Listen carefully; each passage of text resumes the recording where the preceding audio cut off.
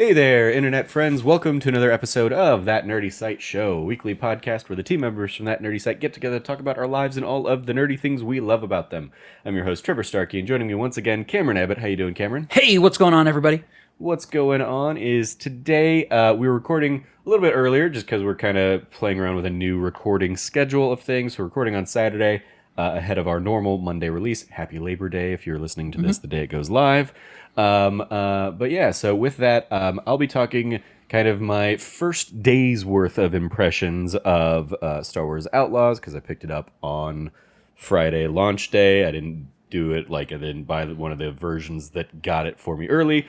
Thankfully, because I didn't have to deal with the PS5 patch that basically scrapped gameplay stuff. So yeah, I've just been playing some Star Wars Outlaws. So I'll share kind of my early thoughts on that. And then Cameron has been playing or replaying through the Sabres of Infinity series, which I know very nothing about. So we'll chat a little bit about that. If you like what you hear, please remember to like, subscribe, rate, review, share the podcast with your friends, all that fun stuff. So yeah, Star Wars Outlaws, the latest Ubisoft game, latest Star Wars game, latest thing from Massive, team behind The Division, I believe. So I've been playing. I don't know. I put a good chunk of time in kind of yesterday after I got off work, and then a handful of hours more today. I did take a break at some point. It was like, I'm going to pop back over to Fields of Mystery and play a little bit more of that. I'm up to the fall, halfway through the fall in Fields of Mystery. Star Wars Outlaws. You play a scoundrel K-Vess, and the highlight of the game being her little companion alien creature Nyx, that you can kind of command to jump on an enemy to attack them, and then you can kind of go in and do the knockout blow, or you can use him to distract, or you can just kind of send him off to steal something off of the enemy. So if you don't want to fight them, there was a little side questy kind of mission I did that was steal a code. Steal a chain code basically from an Imperial officer or something, or a technician. So it's go to this little Imperial encampment. So there's a bunch of stormtroopers around. There's a few there's an Imperial officer and a few Imperial technicians. And rather than go in guns blazing or anything, I just kind of popped over to a little overhang area, shot Nyx, pointed my cursor at the technician, said, "Nyx, go steal from that guy." And Nyx goes, it's a little L1 is the prompt, and you basically do it in time. And then Nyx kind of grabs it, runs back at you, and gives you whatever he found off the person.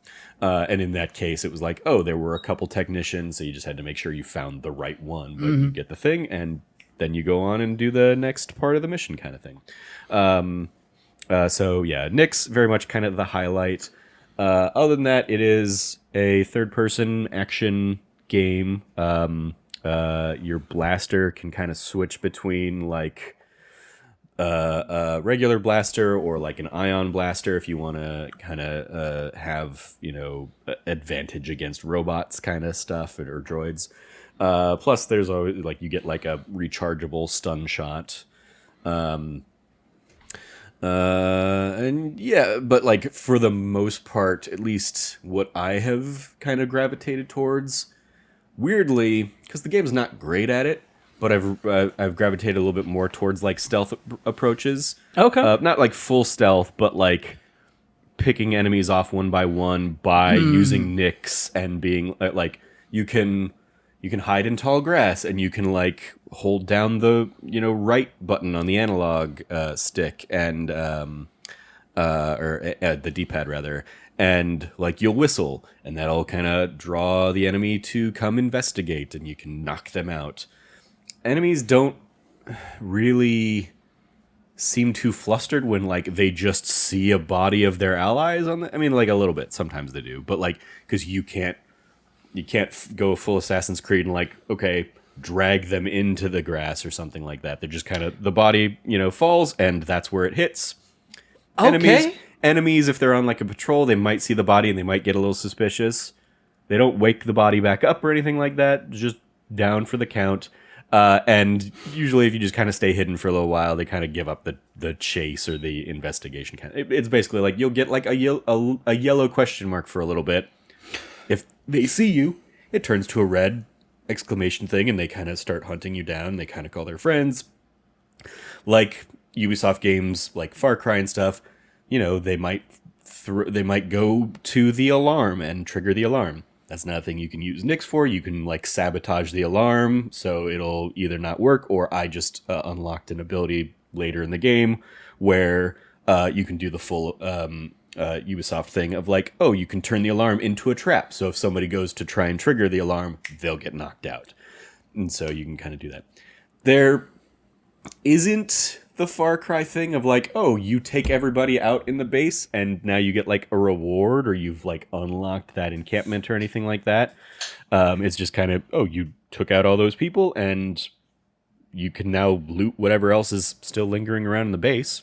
But there's not like, it's usually like parts for your speeder or for your ship or to upgrade your gun and stuff like that.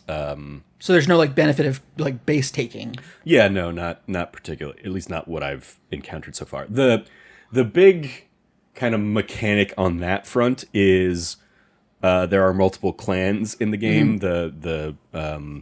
The Huts and Crimson Dawn and the Pikes, and basically like your level with them is kind of always in flux. So you might infiltrate a Pike encampment, and that's going to piss off the Pikes, unsurprisingly. But maybe if you don't get caught, or you're not like if nobody sees you actually doing it, and they just kind of think, oh, we were taken out by some kind of unknown mercenary, maybe your stat won't be, too hurt, but maybe you're doing it because Crimson Dawn has said, hey, we want you to go find something from this place.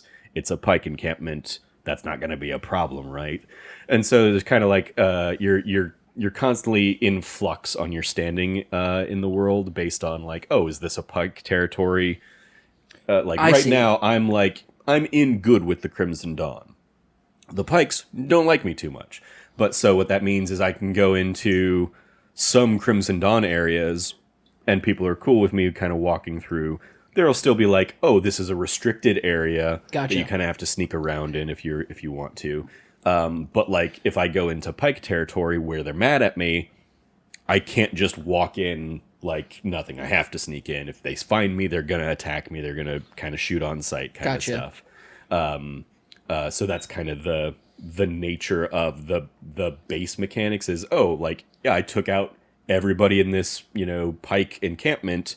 So, and I did it. I didn't do it fully stealthily. So word got out and my reputation among the Pikes went down a little bit or something like that. So you're trying to have balance among all these clans so you can take as many jobs as you can, I guess. Yeah, a little bit. Yeah. Okay. And there are a lot of kind of, oh, you've got something I want, give it to me, member of the Crimson Dawn, or you can kind of be like, I don't know what you're talking about, and then go give it to the Pikes, after the fact. You're given kind of a lot of like binary choices, and it's like, okay, well, if I do choice A, that's clearly going to, boost my rating with Crimson Dawn, but if I do choice B, it's going to improve my rating with the Huts or something like that. So it's and then yeah, the higher your ranking is with a group, the better discounts you get on like those vendors. And if like the Pikes right now, I have to pay through the roof if I want to buy something from a Pike vendor. And then, but like you also get, you'll get like more job opportunities, kind of more side quests, more mission-y things. The more in with a group you are, and you also like there are a few tiers where you'll unlock kind of that clan specific trinket or something like that. And there are trinkets and charms, and these are kind of like little accessories, little relics that you can kind of add to your equipment. Are they do you give you bonuses or stats bonuses? Little stat bonuses, plus little aesthetic things. What do I have? I have a charm.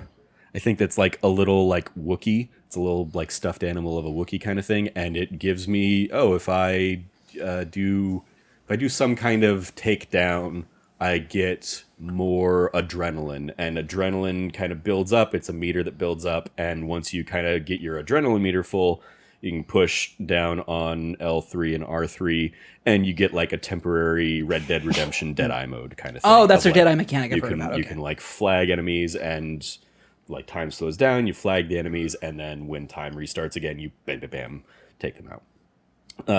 So you can get kind of like little things like that. Your gear also, you have basically your shirt, your belt, and your pants. All of them also have kind of like, aesthetic changes, but also like actual physical changes of like, oh, if you equip this thing, you'll have one more back to vial, which is basically how you can heal up. It is kind of a you get a tech. It's not full Estus Flask kind of thing, but it's like, oh, I've got 3 back to vials. If I take damage, my health, I have like 5 health bars right now. If you take damage down past a health bar's point, you can you'll naturally restore back up to fill that health bar. So like, oh, I took 2.5 health bars worth of damage. I'll get back up to 3 just naturally, but if I want to get fully back up to 5, I need to take a back to vial. I see. Okay. And you'll find those just kind of scattered around the world, but you can only hold up to so many. And so a piece of gear that maybe lets me have an extra back to vial on hand can be helpful if I get into a firefight or something like that. They do have a good transmogrification thing of like, hey, you can, if you want the benefit of this gear, but you really like the look of that other gear, you can just change it to whatever you already have kind of in your inventory. And there's also like set bonuses. So if you have right now, I've got 2 out of 3 pieces of my gear are survivalist gear. And if I get all 3, I'll get some kind of extra bonus tied to kind of that theme. So yeah, other than that, it's been a lot of just kind of going around point A to point B, fetch quest kind of stuff. There is an interesting kind of element that is a little bit more like modern Assassin's Creed-y kind of stuff of you'll start down a path and you're just going to get intel. And the intel is going to basically be here's a clue and here's the general area of the map that it's in, but you're going to have to you're going to have to go to that area and you're going to have to search for the specific thing. Or an example was I tried to go up to this Crimson Dawn merchant in kind of the first big town hub, and he was very standoffish, and it very much was like, oh, I clearly need to know the password to be able to actually buy whatever you're selling. And so on the map, it was maybe somebody in the market knows, the password, and I had to go around the market, and I had to find a place to kind of listen in on a conversation where somebody kind of said, oh yeah, you just need to say this, I'm a friend of Arlo or something like that. Mm-hmm. And the other guy's like, who's Arlo? There is no Arlo. That's just the password. That's just what you need to say. And so now you go back to the guy, and then you'll have kind of a dialogue choice of do I say I'm a friend of Arlo, or do I keep saying I'm K Vess, which has already kind of been good for you. I don't know who you are. Go away. And so you say, I'm a friend of Arlo. And he's like, okay. Mm-hmm. Arlo has a lot of friends these days. Come with me. And then he goes and now I can buy his merch and stuff. And because I'm in good with the Crimson Dawn, got a little bit of a discount. Also, I think once you get up to it's basically you start out in kind of a poor state, which is kind of the neutral state with everybody. But then you get up to good, and then you can get up to excellent. And I think once you get to excellent, you'll unlock exclusive gear or something like that you can, invest in. So yeah, cool little things like that. But it was very much I walked around that little part of the market for so long, and I couldn't find the little spot where I needed to hit the prompt to stand there and listen in on this conversation or something like that. So cool little additional mechanic like that. There are also just kind of little, I'm not going to say there are some that are just kind of random events of pirates have stolen some goods from Imperial troopers, so an Imperial shuttle comes down, and then basically like the Imperial troops are fighting the pirates to get it back. But if you go in and kind of clean up the mess, and then just there are like a few crates that you can kind of pick up some gear from and stuff like that. The first one I found was super glitched out because it was like 6 enemies were just kind of all stuck in a same place, like they were on top of each other. So like I basically just threw a grenade and all 6 of them just died in one blast, and I was like, all right, cool, now I'm gonna just go loot the loot the gear that's left. So you know, still some jank and stuff, but yeah, cool little like ideas, I guess, behind that in terms of like it's not just fully straightforward. Here's your quest, go here, do the thing. Some of it is, but like other elements are, oh, you have to like for some intel, it's like, oh, you have to buy intel from a merchant to know kind of the next piece of the puzzle. You get the whole theme of the game effectively is you are building up a heist, or building up a crew to do like a heist on Canto Bight, which is where Kay is from, but has kind of like is on the lam from at this point. But you're trying to get back there and kind of screw over the guy that kind of has a hit out on you. Like a 400,000 credit bounty is on my head, basically. Why do you have that much of a bounty on your head? Is that just part of the story? I mean, the game starts out, you get roped into another heist to break into this guy's place, and stuff happens, and the other people kind of betray you, so you're the only one left behind. So he basically puts a hit out on you, and then you steal his ship and flee. And so, gotcha. So, okay. But now I'm at a point where, okay, like I impressed somebody by the fact that I got into his compound in the first place, and he's basically like the head of another syndicate. And so somebody has recruited me and is like, you got in there you got in there with this other crew and they left you for dead.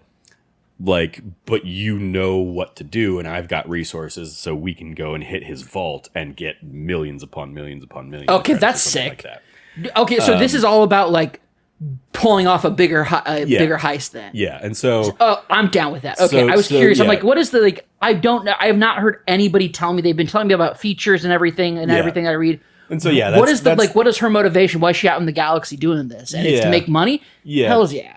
Yeah, she's kind of like just a little like I've had one flashback scene where like, oh, she's a little thief, she's a little pickpocket kind of thing, and the game is very much like she's out there and just kind of like talking to the cantina owner for jobs, odd jobs, dirty jobs kind of thing, and she kind of goes on a job. It goes a little south, but then she kind of gets looped into her first little heist thing. That also goes south, obviously, and so now she's kind of building up a crew to go in and do this big full heist. And as you're building up a crew, it's very much the closest analog I'm going to pull is Mass Effect 2 of like you have kind of a select, like not a dossier of like the people to go, but it's like here like right now you need a safe cracker, so here's who to go to be the safe cracker.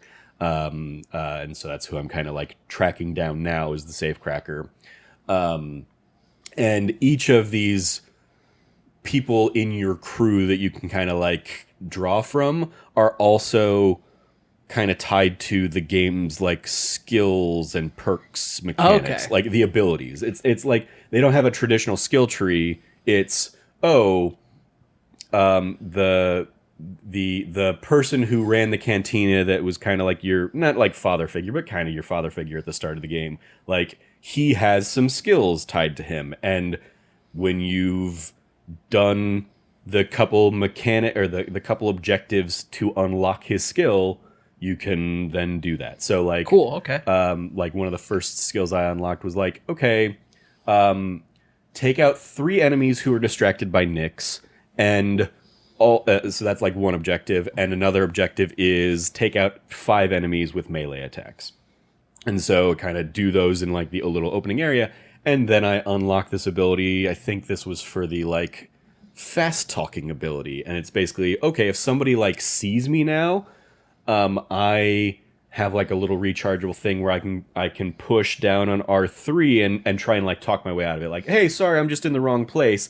And while doing that, I can kind of like pull out a stun and like that's cool. or zap them down, like shoot them or something like that. So that's pretty rad. So you kind of unlock new abilities based on these like these crew members that you're unlocking. Like the first couple that I unlocked on kind of the opening planet, in addition to kind of that first one that you start out with. Like one of them is she's kind of like a speeder mechanic, and so she like unlocks a boost for your speeder, and as you kind of like, oh, now that I've got a boost for my speeder, one of the objectives is fly over 60 meters without crashing. And so you hit a ramp and you boost and you hit that, and now I've got like a little jump ability on my speeder or something like that. So you kind of pick up abilities tied to that person's role in the heist, or that person's kind of role in your in your group of companions, and they're not like companions in that they're not going out on missions with me, at least not yet. They're part of your crew, but they're kind of your crew, or they're allies effectively. Mm-hmm. Another one was like a splicer who splicing is going to be like the hacking into doors, or hacking into like access or computers and stuff like that. Two kind of main mini games on that front. Neither of which I really like too much. The door hacking, like the unlocking a door, is a rhythm timing thing where like the controller and a light on the door will kind of like blink, blink, blink, blink, blink, blink, and you have to hit the button kind of in time with that. Okay. And it's like, okay. Fortunately, Ubisoft not afraid of accessibility things, so they have very much a thing. If you don't want to deal with those at all, you can just turn those off and you can just hack the doors. The computer's a little bit better. It's basically space or Star Wars Wordle, but it's like, so you've got like a bunch of symbols, and you punch the symbols in, and if you get it in the right place, it locks in and it's green. If you get it in the right symbol but in the wrong place, it's yellow. Or if you don't get the right thing at all, it stays white. I don't like that it locks the green ones in, because it defeats my Wordle strategy of, I'm just going to burn through all of the options to try and find like which ones are yellow or green, so that I know what figures are in this thing. But when like, oh, this is a three code block, and I got 2 right on the first time, but there are still 5 other options that I have to draw from now. It's I'm gonna be very hit or miss on getting that third one, because those other 2 are locked in and they're good. There isn't really like a fail state. It's just, if you get it within the first few options, you get like a credit bonus. If you get it past those first few, you lock yourself out of the credit bonus, and then you just kind of keep going until you get it right. But that's another thing. Accessibility wise, you can turn that off if you want. Lots of little mini game things. The one that I think I'm enjoying the idea of the most, at least, is I think Fathier is what they're called. The animal creatures from Canto Bight that we see in Last Jedi that have like the little racetrack thing. Yeah. There are races of those creatures, and you can go to a console and you can bet on the races. But you can find data pads around the world that basically like will tell you, hey, in the next race, I've got it on good authority that the 4-year-old Faltier is the one that's going to win because they've rigged it. And so you find that data pad, you go back to the thing, and you'll see like, this is a rigged race, and you have the clue for it. So you go through like the 5 race horses And it's like, this one's 4 years old, this one's 3 years old, this one's 1 year old, this one's 1 year old, and it's like, oh, from that data pad, I knew that the winner is going to be the 4-year-old one. So you put all your money on that and you win. So that's a cool little, like, oh, there's like a rigged mechanic if you find those data pads. Otherwise, it's just a horse. Otherwise, it's just a crapshoot. Like, let's go. They have they have their stats and like, oh, this one's really tired or something like that, and you kind of. But yeah, it's you really only want to bet if you know the winner because you've seen it on a data pad. There's also Sabak, which feels like it's a different version of Sabak than any other game. I don't know if there's ever been a consistent version of Sabak. Yeah. So this version is you hold 2 cards, one light card, one dark card, and effectively you want to try and match them up. You want both of them, like they're going to be a rank 1 through 6, and ideally you want 1 and 1. Because it's going to be 1 minus 1, and you want to be 0 at the end. If you have like a 4 and a 3, you end up with a 1, and you're going to have to like pay that in terms of like your ante or something like that. But then there's also a couple like wild cards, like there's like the imposter card, which means instead of having a number assigned to it, at the end you roll 2 dice, and you get to choose which of the numbers you roll is assigned to that card. So that might work out for you great, it might not. And then there's also I think it's called the Psylop card, where it's basically a joker. It's like, if you get the Psylop card and another card, you're going to have Sabak regardless. Oh, by the way, if you're ever curious about why there's no consistent version of Sabak ever, it's according to the canon wiki, Sabak has 80 variant forms. Sure. So some of the other things that this version has, you'll have little, I think they're called shift tokens or something like that, where you'll find more, you can buy more kind of over the course of the game, but each shift token has like a little like rule that you can kind of play. You get 3 shift tokens, you can you basically play them at the start of your turn. You play 1 at the start of your turn if you want. And so, one might be every other player at the table loses 1 token, or loses 1 credit or something like that. And you basically you start out with like 4 or 6 credits or something like that. And every time you draw a card, you have to pay to draw a card. You're paying into that. But if you win the hand, you get kind of all the credits back. And you're basically trying to, like poker, be the last one out. You're trying to bust everybody else. And so if you get a shift token that is everybody else has to pay an extra token in, they're going to bust out quicker, assuming you win the hand or something like that. So like that's one, or you can get one that's like, oh, you get 2 tokens back. So that can be helpful if you're a little bit on the outs. Or then I just started getting stuff that's like, if you play this, choose another player at the table and you trade hands with them. And a cool little mechanic that you can play around with is you can cheat. You're a scoundrel. So you can... Hells yeah. The only cheat I've got so far is Nyx goes over and hangs out behind the player, and you get it does that thing where it's like, okay, the circle is going to close in and you have to hit it at the right time. If you hit it at the right time, you see what that player's hand is. Like Nyx kind of tells you, oh, they've got a 5 and a 4. So as long as you can beat a 1, or if you've got a Sabak, you're gonna beat this hand. So I don't know, but if you mess up the timing, people get suspicious and it doesn't go well for you. I see. Your ranking's gonna, oh, this is a Crimson Dawn table, and so now the Crimson Dawn don't like me as much or something like that. You cheated at you were trying to cheat at a card, they catch you cheating. But yeah, so that's kind of Sabak is very much I've been doing well so far, but I feel like mostly that's just incredibly lucky, or I'm my strategy is just always try and get a Sabak. and or use the shift tokens that fuck over the other players if I don't get a Sabak.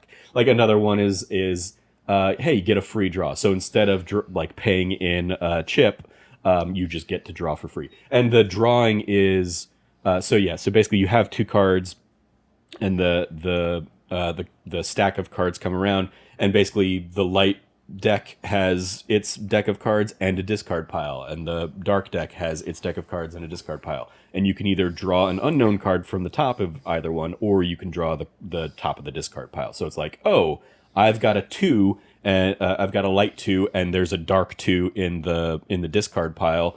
I'm just going to take the dark 2. That's a Sabak. The only thing that's going to beat me is if somebody has like the 1 and the 1 Sabak, the prime Sabak as they call it. Or I think the Psylop Sabak might also beat it if you have like the wild card, the Joker card. Yeah, for sure. Oh, that makes sense. But yeah, it's like, oh, okay. So, if I get that on my first hand, cool. I can just kind of stand. I'm not paying extra chips to draw a new card each hand. So I'm just kind of like sitting there and letting the other players kind of burn through their chips. And then hopefully I've won the pot at the end, get all my chips back, and they're all, one, round closer to being out. And you just kind of keep playing through different rounds and that kind of stuff. So that's the big mini game that I've like spent some time with so far, Sabak, because it's like, oh, the high rollers table. Not only do you get like credits if you win, but you also get like extra intel or some gear or something like that. So there's good loot to be had if you win. So yeah, trying to think what else is out there. I only have just made it to the second planet. Like you start out like the little prologue areas on Canto Bight. Then you go to a new planet. I think it's a new planet at least. Tashara, I think. And it's basically like a grassy plains mountain kind of area. There's like a big hub city, and then there's some encampments kind of out in the wilds. And then after you kind of do a series of missions on there, you get your ship fixed up, and now you can go now your ship has a hyperdrive, and now you can go to other planets. And so I only just went to, and the game is very much like, hey, it's similar to, again, Mass Effect 2, where it's like, okay, you've opened things up now. You can go to other planets. We have the safecracker that you need. You need to get a droid smith, and you need a heavy. The safecrackers, who I'm going to recommend first, and they're on Kijimi, which is the planet from Rise of Skywalker that Kerry Russell's character is on, and Babu Frick is on. You can go there. You can go to some other planet that I didn't catch the name of, or you can go to Tatooine. And I was like, well, I'm not gonna go to Tatooine just yet. I'm gonna go to Kijimi. I'm gonna do the recommended, like, here's the character we're recommending you first, but if you want to do it in any order, you can do it in any order, kind of thing. So yeah, I'm kind of doing that. One of the tips I saw is basically play through the main story first and then do faction quests. Interesting. Okay. Because as you're because the main story is going to make you make choices that are going to, improve your relationship with some crews and piss off other crews and stuff like that. And so I guess the rationale is like, don't spend all this time getting the Crimson Dawn relationship fully up to the top, because you're probably going to do something that's going to piss them off in the main quest. So there's no point in like wasting that, I guess. Because there are like, as you start going, it is, oh, this is a syndicate quest, or this is there's a specific faction quest, and if I want to go down this path, there might be like a cool reward to it, but it's also going to mostly be about improving the relationship with one crew or other. Kijimi is the planet you were talking about. Well, yeah, Kijimi is I know that's the planet that I'm currently on and kind of exploring. It's the second planet I went to, basically. Tashar is the one. I think that's the name of the first one. Tashar is the I do have it pulled up here. So Tashara is a moon. Yeah. It's like Pike Syndicate is located there. So this is its first appearance. It's like Pike Syndicate and Crimson Dawn are the two like opposing forces. There's also the Empires out there. They have encampments. Interesting dynamic with the Empire is obviously you're not like improving your ranking with them or anything like that. But if you piss off the Empire, your wanted level goes up. And it'll go from like wanted to manhunt, and if you get to manhunt, Jeez. then like the death troopers are after you, and they will hunt you down, and you either have to die or get like arrested. You're gonna lose some credits, in either of those scenarios, or you can sneak into the death trooper encampment, steal a key card off of a Imperial do some guard there, and slicing then and hack in and basically like clear your wanted level. That's awesome. There's also Okay. a similar thing. I mean, there's also there are other ways to do it too, like in both of the kind of main towns that I've encountered so far. There's like a corrupt Imperial officer who will clear your wanted level for some credits, so you can basically like bribe your way out of the wanted level if you want to as well. So this is what's really cool. So Toshara this is the first time it's made an appearance.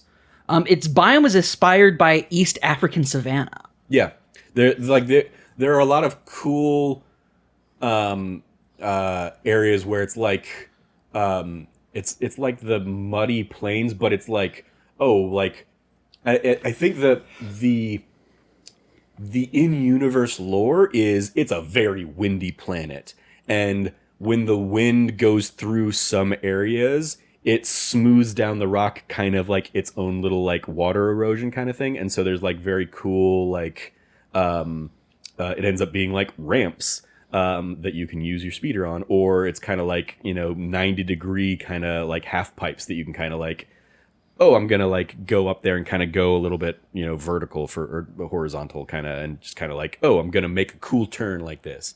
Because another one of like the little random things you can do in the world is you'll encounter somebody that's like, hey, you want to race? And it'll just be like a little speeder race, and they'll set up some little posts that you basically, or like little smokestacks, and you just kind of go through each of the little relay beacons kind of thing, and you win or lose the race, and you win or lose some credits kind of stuff. But yeah, the first area, real cool.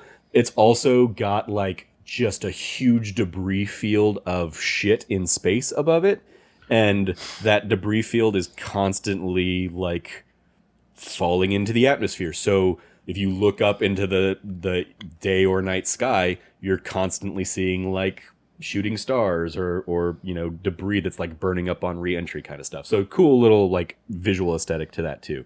But yeah, that's also, there's a whole other element of the game of, yeah, you fly out of a spaceport and you go up into space, and there's things to do out in space. You can kind of infiltrate a space station or something like that, steal some stuff from the Empire, or get into dogfights, depending on if you've pissed off like the Pike's probably gonna come and find me in space and try and fuck up my day.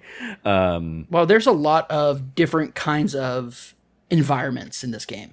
Sure. Yeah. Sorry, I've been just going through the like planet selection. Yeah. They chose some very distinct planets, but they all have the underworld feel, like look to them and feel to them. Yeah. Which is very cool. Yeah. Love that. Love that. I think for me, I have long been an advocate for like some of the best Star Wars stories you're ever going to get are going to be non-Jedi related. Mm-hmm. Outlaws, when they announced it I was super hyped up for the Amy Hennig Star Wars game that was supposed to be about the heist during the Rebellion era. So like this, we'll never get that. And this is by no means supposed to be a replacement for it. But the idea of like being an outlaw, one of my favorite tabletop experiences of all time was a Star Wars role-playing game that we were playing. I was playing with some friends, and none of us were Jedi. We were like, oh, we kind of like, Jedi wasn't really like a class at the time. Mm-hmm. It was like part of a new book series that was coming out, but we're all like, hey, let's not be a Jedi. Because they seem kind of broken. And so we were all something, and I was a pilot, and I was called the captain. And it is, I've been told by multiple people who've played multiple tabletop games with me that the captain is their favorite of any character I've ever created and played. And I was just this this kind of scoundrel who one of the favorite things that I ever did in the game was we were hunting down some Imperial generals, kind of like a little bit of like a people who had committed war crimes during the rebellion, mm-hmm. And hunting them down because they'd committed genocides and stuff, and so we were hunting them down, a la kind of like I'm trying to remember the name of the trials, the Nazi trials, Nuremberg. Nuremberg Like, trials? yeah, we're basically trying to like do like pre-Nuremberg stuff for like Empire, and we cornered a general who had holed himself up in an ATST in like a hangar area, and we needed to keep him distracted and prevent him from leaving, so that our commando could come in from behind. And his plan was basically toss in a backpack full of, like, he had all of us gathered all of our grenades and explosives, put it into a backpack. And the plan was he'll throw in an active thermal detonator inside of it with all of those other explosives, throw it into the cockpit, and then like bounce and bail. Almost died doing it, but he had to make it back there. And so it's like, okay, you guys have to distract him. And we're like all huddled behind because an ATST is going to wipe us off the map as people. And I just like, I put out my gun and I said, and he's like, what are you going to do about it? And I said, I've come here to negotiate your surrender. And he was like, what? I was like, yes, I've come here to negotiate your surrender. These are our terms. What say you? And he's like, I'm in an ATST. And basically the entire time I just acted like I had the upper hand the entire time. And he was like, I have an ATST. And I was like, and I have a blaster. And I bluffed my way through that the entire time. And it is the back and forth banter and dialogue I had, I was like, this is cool. And then when The Last Jedi came out, I was like, a little different, but like I dug it. The whole want to negotiate our surrender. Like when Poe did that, I was like, oh my gosh. And it didn't end up like nearly going as well as mine did. But although the purpose of The Last Jedi, deconstructing that kind of nonsense. It is like the best stories I've heard of people playing tabletop games, Star Wars tabletop games, is when they're not playing Jedi. It is when they are exploring this galaxy in a way that the everyman explores the galaxy. Sure. It's one of the reasons why like Andor's so damn good, is because Andor's not a superhero. Andor's just a dude. Mm-hmm. And there's something very, when you find a person who's like a regular person and they find themselves dedicated to a cause greater than themselves, it's an inspiring story. Being a superpowered space wizard already dedicated to a cause feels less impactful, I think, for basic storytelling purposes. But so sure. getting to see this Outlaws gameplay wise, though, I'll say like I at least so far, I miss the space wizard powers. Oh, for sure, right? I miss feeling overpowered because I do not. There have been plenty of times where I try and sneak into an encampment and set off an alarm, or just get immediately overwhelmed by the amount of people, die, and fortunately the game is usually pretty good at like when it quick saves, and so it's just okay. I started right at the beginning of that encampment again. Sometimes, if you spend a bunch of time slowly and methodically taking out person by person in the encampment, only to get fucked in like the last one or two people, which then like, they set off an alarm and then just more and more enemies spawn in and you get fucked and die. Well, then I lost 40 minutes of, effort and, got started again. But the game's like... So yeah, that's frustrating, and some of that is the gameplay of, again, like, it's not great stealth. I think that's the biggest complaint I've heard people talk about it, is like the stealth is bad. One of the biggest like things that I think it's probably because I've been playing a shit ton of Metal Gear 5 right now is so the blasters are much more on a Gears of War kind of vibe of like blasters. If you fire your blaster a lot, it'll kind of overheat and it'll kind of cool down, but there will be like a spot in the middle of the cooldown where if you hit the trigger at the right time, you get a quick reload kind of thing, a la Gears of War.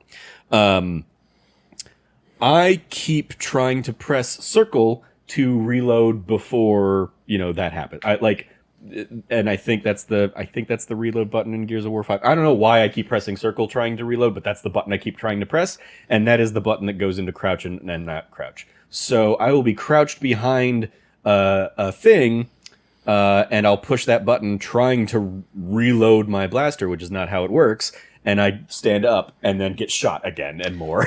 And I'm sure. like, God damn it. And so like that adds to the fluster and frustration. So like mechanically, I don't like things like that. And there are I've heard like changing your elevation prompts you out of stealth. yeah, I mean it's not. I saw that going around making the rounds too. Like it's not that big of a deal. It's not that big of a thing. I was just saying, hey, the stealth system. See, you're complaining about the stealth system. I was like, well, I also thought that this is another thing that's bad about it. The bigger thing that like bothers me in it is so your blaster is your core weapon. Sure, as your scoundrel should be. But in encampments or taking weapons off bodies, you might be able to take a auto rifle blaster or a sniper blaster or a grenade launcher, something like that.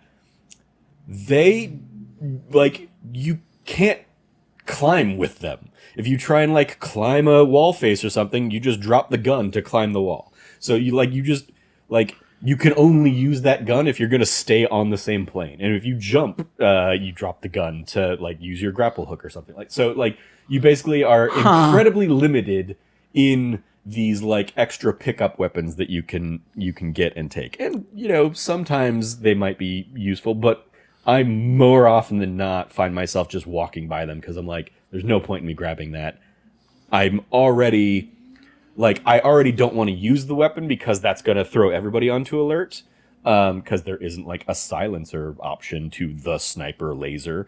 It's just, I have to charge up the laser and hit the guy. And yeah, I might one shot kill him instead of the 3 or 4, blaster shots that it might take. But everybody's going to hear it. And suddenly I've got a whole bunch of red exclamation points, people trying to find me or somebody running to the alarm. And so it's like, I'm much more likely to bypass those guns and just try and like, hey, Nyx, go get him. Nyx jumps up on somebody and then I run up and like hit the square button to do the knockout animation, the takedown animation instead.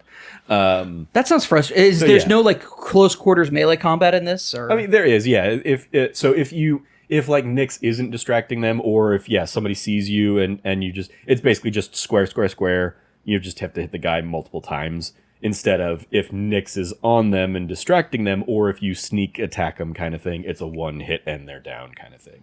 So it's either square for like a stealth takedown or square for melee attacks if they're onto you or they see you coming or something like that. So that's what you can do kind of like melee wise.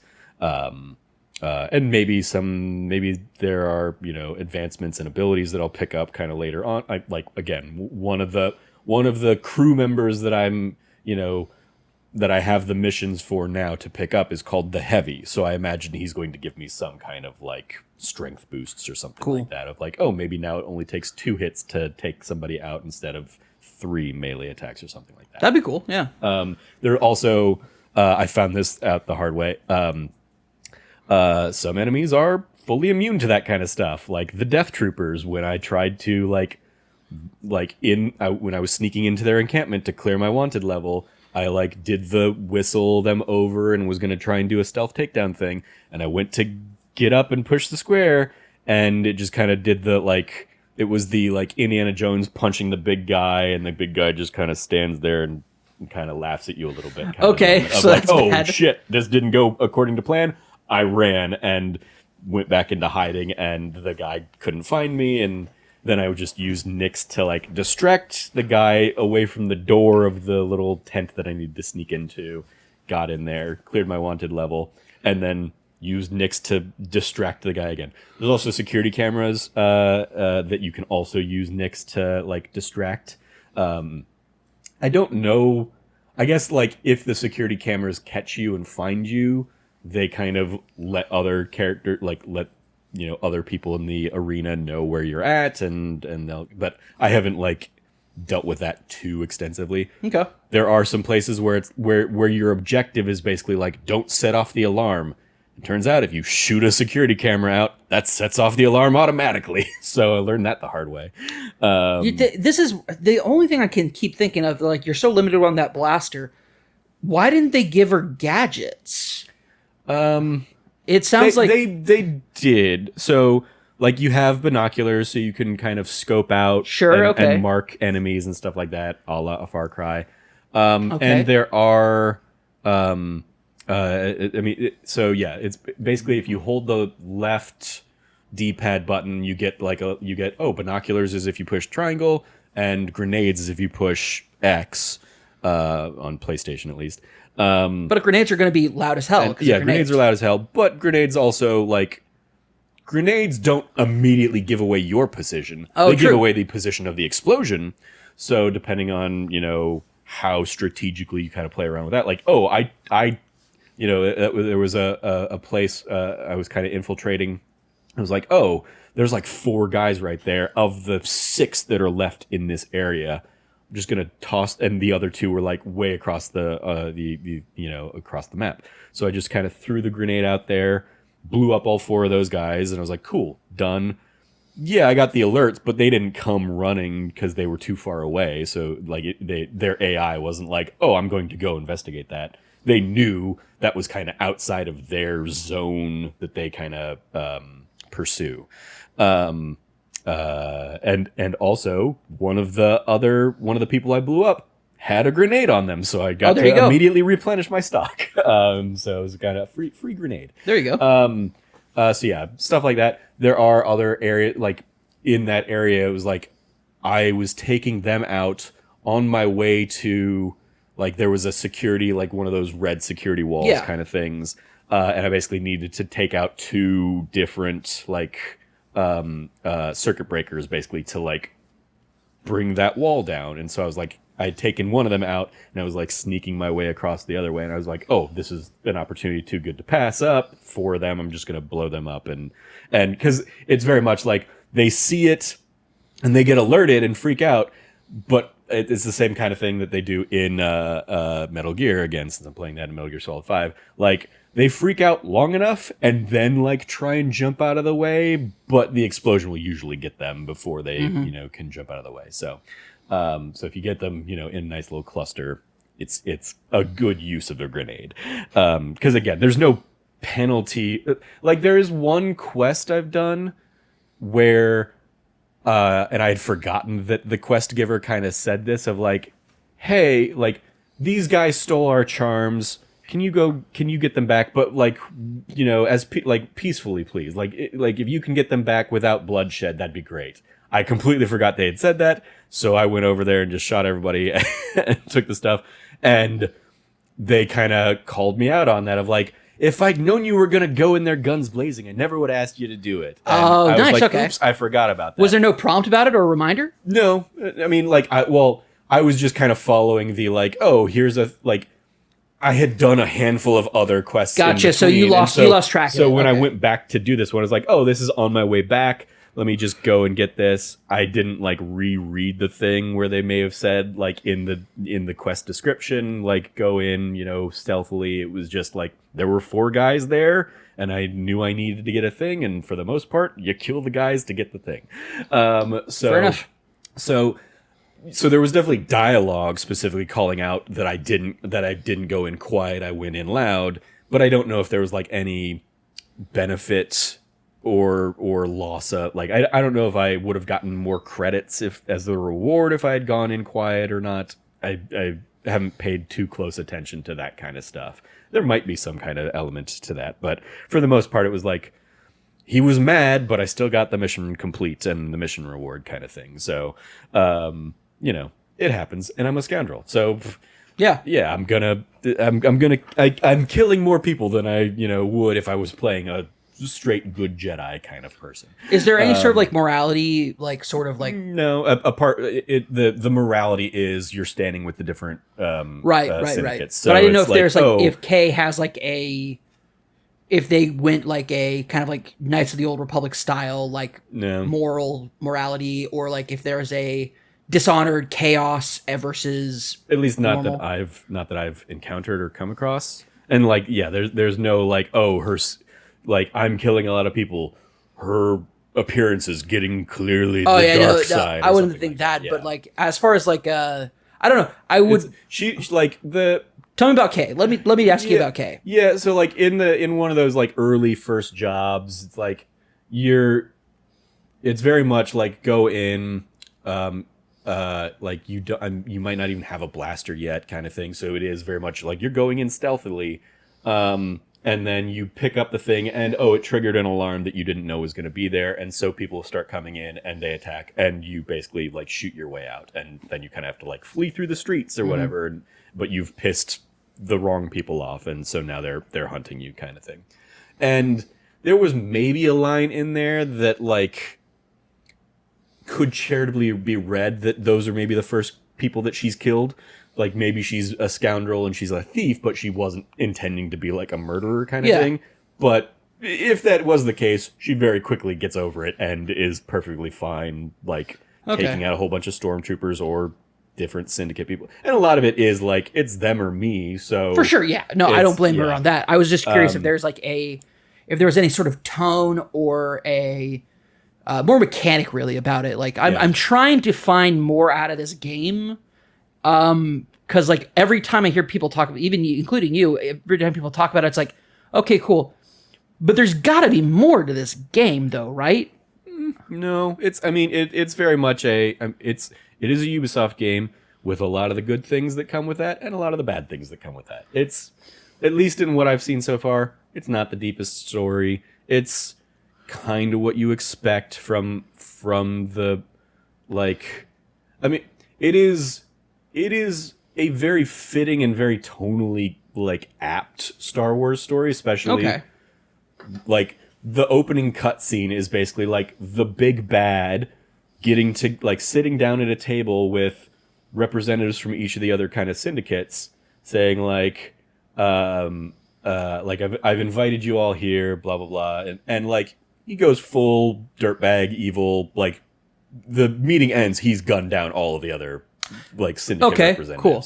Like establishing he's the big bad. And then kind of neatly, you when you're like going through that kind of like first heist of this guy's mansion, you can see like the dinner table where that cutscene happened, and Kay will remark that there are blaster scorch marks on the walls, and she'll be like, I wonder what happened here. And like, we, the audience, know because we saw that scene. Okay, cool. Like, this is, that's exactly what it's referring back to, kind of thing. But yeah, he's basically like, trying to be the new, big bad in the Syndicate. And it's very much, this is set, I think, between Empire and Return of the Jedi. Yeah. So he calls out, the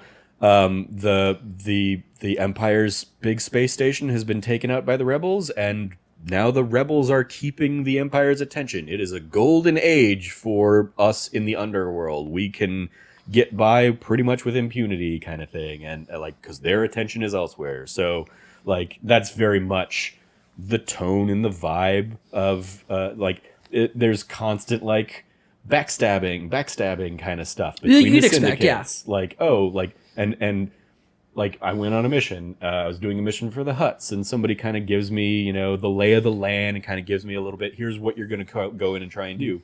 And when you go in and you get that objective, that person that kind of gave you a little bit more information is like, all right, give me what you found, or you can keep, you can keep it and give it to the Hutts, kind of thing. And again, it's going to be, okay, my ranking with one of these groups is going to go up, and you can kind of make the call in the moment, who am I going to help right now?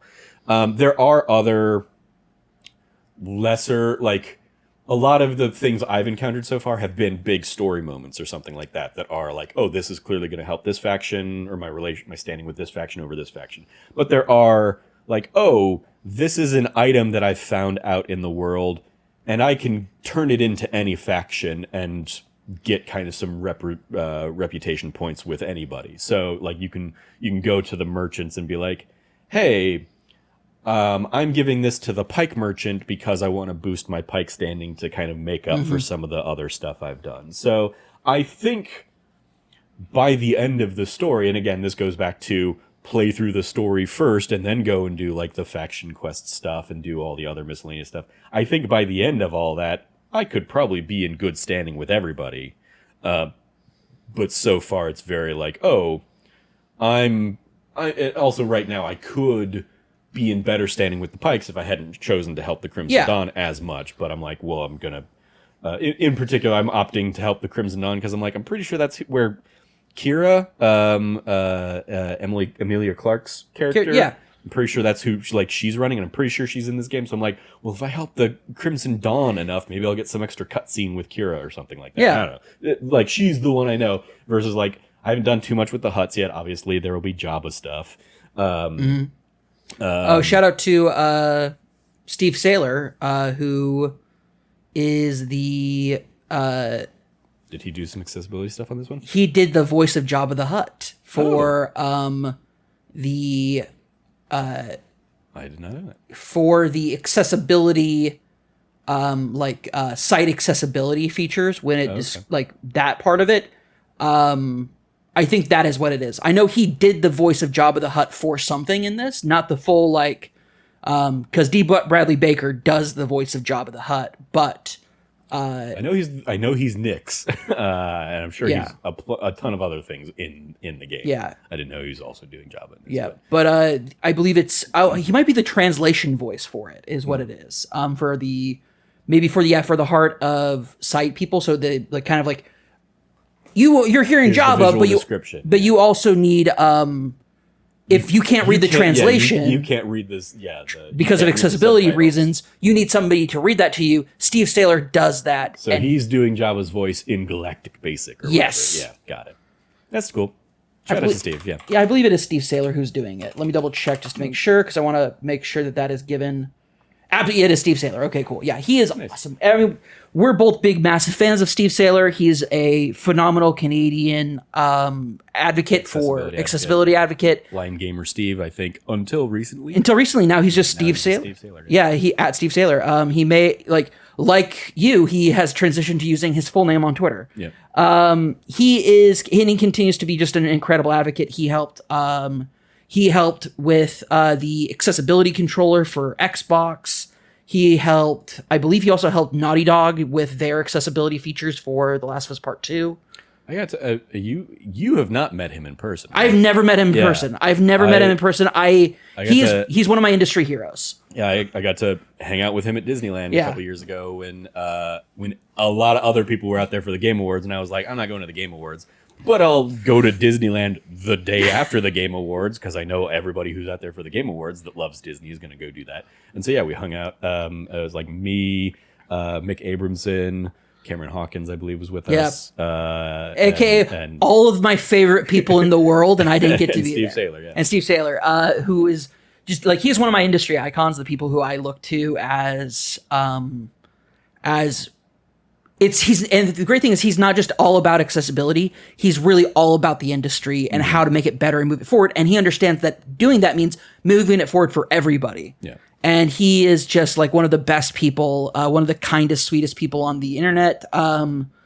Just such a tremendous person. And so him sharing that out. I was like, I friggin' love that. So yeah, when you bring up Jabba the Hutt, I'm like, I gotta give a shout out to Steve. I haven't seen Jabba's stuff yet. There, I remember there was a lot of hubbub around because they're one of the DLC season pass things is an exclusive mission for Jabba, and people were like, oh, the only way we're gonna get Jabba is if we have to pay the extra. And it's no, Jabba's in the base game, but you'll get an extra mission with him if you have that.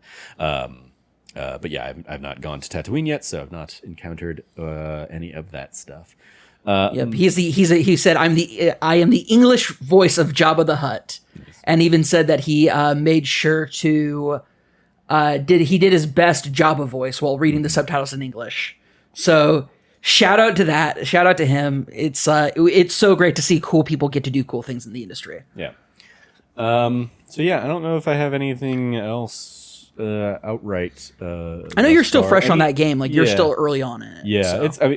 There have definitely been plenty of times where I'm just cursing up a storm and frustrated at gameplay stuff. But part of it's also, and there's a problem with a lot of Ubisoft games as well, is it's probably because I'm just trying to do way too hard of a thing way too early in the game. Probably. Because the game doesn't, there are Metroidvania-esque elements of there's a wall that I can't unlock because I haven't unlocked the ability to, get through that wall yet. Or and the game is very hit or miss in terms of like telling you if you actually have the thing. Like That's frustrating.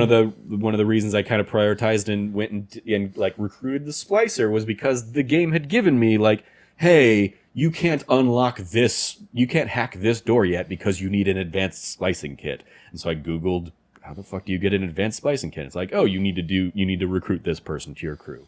So there are like a handful of those things, but the game's not great at telling you, where they are. So it is like, oh, I went into an encampment and yeah, I was doing okay, but then it turned on a dime and suddenly I was very much not doing okay. And suddenly I've got death troopers on a manhunt for me. And it's like, well, fuck.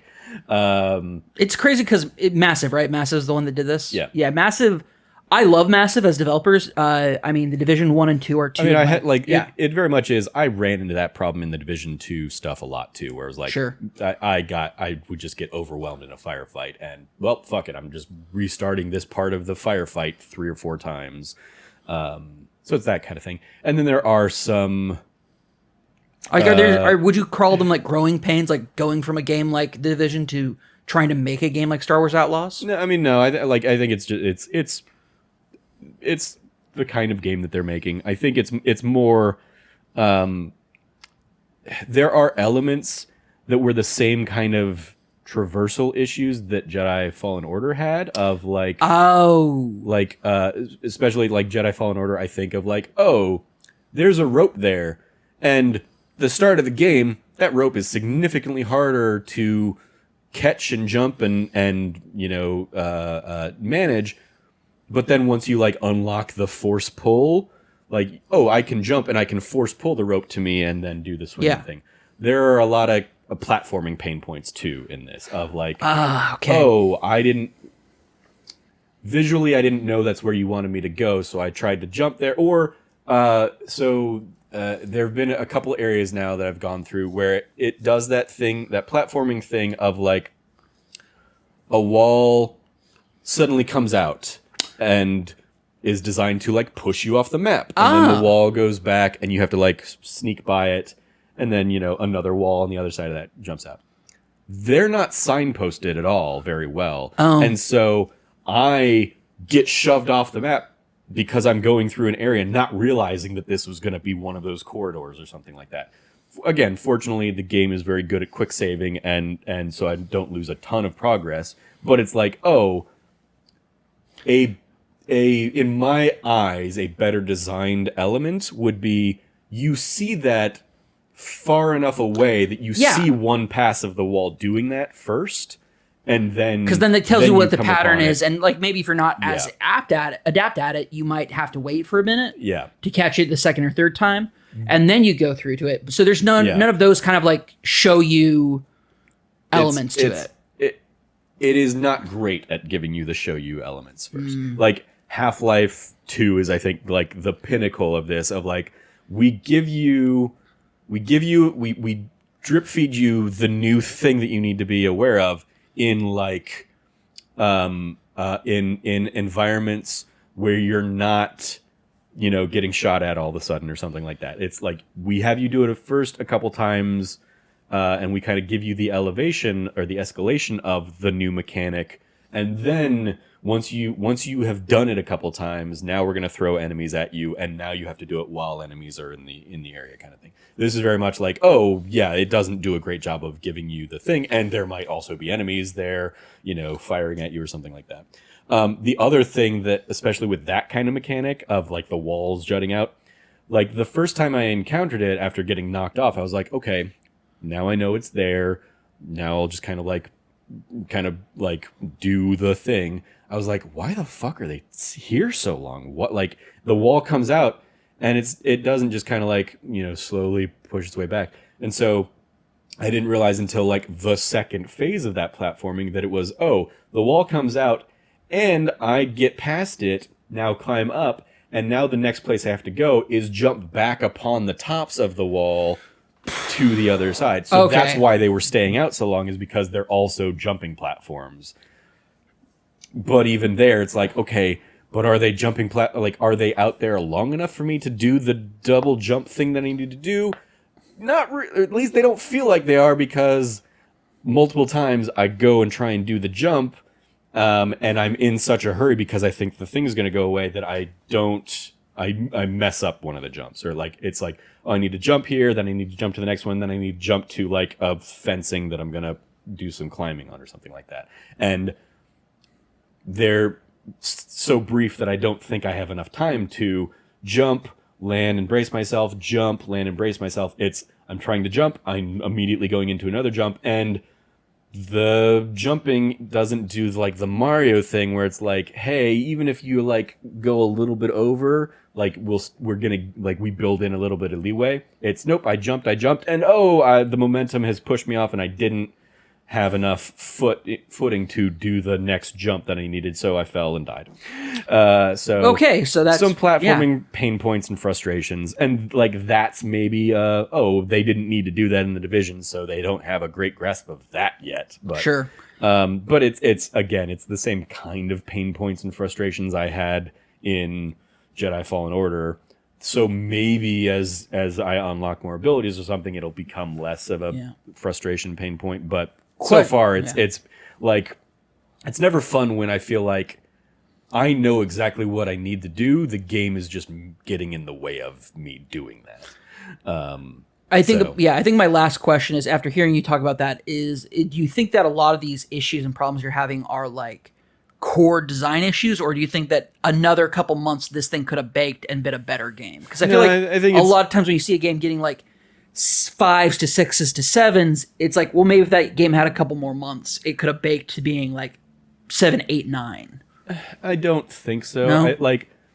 Right now, I'd say this is a 7 or an 8, probably. Like, I'm still having fun with it. Sure. And but I don't. It has enough problems, or like the kind of game it is has a bit of a ceiling for me anyway. And the thing I'll say to kind of wrap up the conversation is the gameplay stuff of it and all that is underwhelming, but and this is a conversation that has been also happening around the game, this nails the Star Wars vibes, and especially the original trilogy vibes, like the look, the feel. One thing that was bad that I waited way too long to go in and change, the game by default gives you 21:9, so it gives you like black bars on the top and the bottom of the screen. And even on my big screen, there was a lot where I was sitting there, I'm like, I can't see the prompts, the button prompts that I feel like I should be able to see better, or like the waypoints. Like I can't read is that 400 meters away or is it 40 meters away? I can't tell because it's too small, because these two black bars are taking up a lot of the screen. It was an issue with Red Dead Redemption 2 as well. I recall. You can turn that off. Like you can go full screen, and I did that, and I was like, I much prefer this. So that was, but like other than that, like it has kind of a film grain layer on top of it, which you can also turn off if you don't want that. But like I like it because it makes everything look a little 70s and grungy kind of stuff, which fits especially for the scoundrel underworld vibes of everything.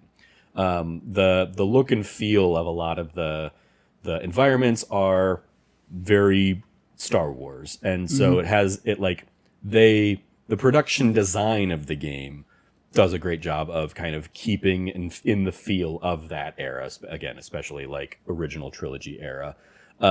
So lots of fun there, and like cool look and feel, and the vibes of it are all, great. It's just gameplay, and what the game is expecting of you is always going to be a little like, well, yeah, maybe after I've done this for 20 hours and, all of my abilities are, through the roof and stuff like that, and I, I have more Bacta vials, or I have like capacity for more grenades, so I don't feel like I'm always running out, or I need to like really like minimize my use. Like when I get to that threshold of like, okay, now I'm overpowered for the things I'm doing, I'll probably be having a more fun time. I haven't gone through and been like, fuck it, I'm just going to drop the difficulty down. I'm still playing on whatever the base is, which I imagine is just kind of normal. Yeah. But there have definitely been times where I'm like, all right, this isn't fun. I know what you want me to do. I'm just not, like, I'm just getting caught by one random stormtrooper, and they're far enough away that I can't just, like, melee them out. So if I try and shoot them, I'm going to alert everybody else, and blah, blah, blah. It's, again, there is a huge, I would say, like, gameplay-wise, there's a huge asterisk to the fact that I've been playing a lot of Metal Gear Solid 5 recently, and I play that with, like, only silenced weapons. So I'm never trying to go in guns blazing, and even if I get, like, caught, I'm usually able to still take out the one guy I'm trying to take out with my silenced pistol or something like that. So the fact that I don't have any kind of options like that, and stealth isn't as good as I want it to be. And like, the other thing is, like, oh, you have, like, you know, Nick's, like, you hold up on the D-pad and you get the quintessential, like, oh, Nick's view mode or something, so to, like, you know, highlight where some enemies are in the area.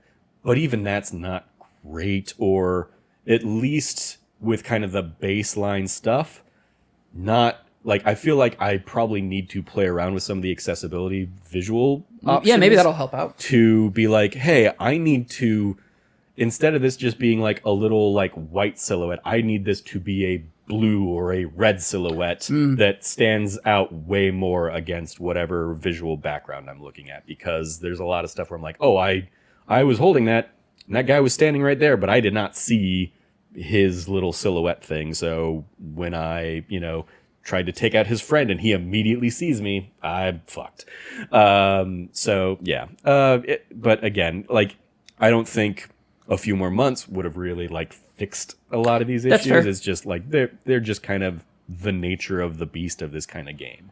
I think that's really fair. I was asking because, like I mentioned earlier, it's sometimes you end up seeing a lot of these games that you're like, if only they had more time to polish up a few things and make it, like, maybe make a few, like, adjustments.